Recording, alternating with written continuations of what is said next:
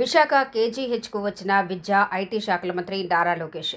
Steel plant ప్రమాదంలో మరణించిన వారి కుటుంబ సభ్యులను పరామర్శించిన మంత్రి నారా లోకేష్ వెంట కేంద్ర ఉక్కు శాఖ సహాయ మంత్రి భూపతి రాజు, శ్రీనివాస వర్మ, రాష్ట్ర హోంమంత్రి వంగలపూడి అనిత, మంత్రి సంధ్యారాణి, ఎంపీ శ్రీభరత్, టీడీపీ రాష్ట్ర అధ్యక్షులు పల్లా శ్రీనివాసరావు, చింతకాయల విజయ్ ప్రమాదం జరిగిన తీరును కుటుంబ సభ్యులను అడిగి తెలుసుకున్న మంత్రి లోకేష్. ధైర్యంగా ఉండాలని మంత్రుల కుటుంబ సభ్యులను ఓదార్చిన మంత్రి లోకేష్. కేంద్ర మంత్రి భూపతిరాజు, శ్రీనివాస వర్మ ప్రభుత్వ పరంగా అన్ని విధాలా అండగా ఉంటామని బాధిత కుటుంబాలకు మంత్రి లోకేష్ హామీ. బాధిత కుటుంబాలకు అండగా నిలబడేందుకు వచ్చా. బాధిత కుటుంబాలకు అండగా ఉండేందుకు కేంద్రంలోని ఎన్డీఏ, రాష్ట్రంలోని ఎన్డీఏ ఉప ముఖ్యమంత్రి తరలివచ్చారన్న మంత్రి లోకేష్.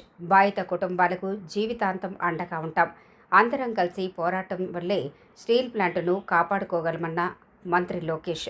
ప్రమాదంపై కమిటీ నివేదిక తర్వాత తగిన చర్య తీసుకుంటామని స్పష్టం చేసిన మంత్రి లోకేష్.